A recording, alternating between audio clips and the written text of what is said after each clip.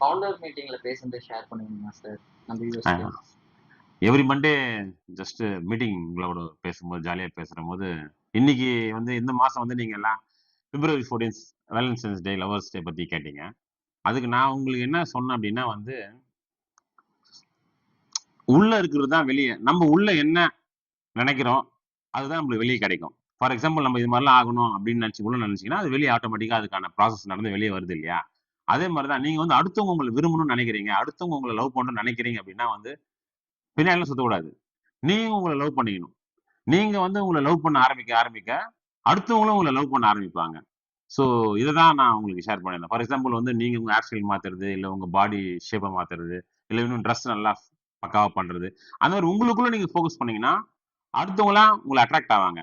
எதுவுமே நீங்க எதை பின்னாடி போறீங்களோ அது வந்து டெஃபினட்டா உங்களுக்கு கிடைக்காது. நீங்க எதெல்லாம் அட்ராக்ட் பண்றீங்களோ அதுதான் உங்களுக்கு நிரந்தரமா இருக்கும். So always attract, don't chase. அதுதான் நான் சொல்லியிருந்தேன். தேங்க்யூ.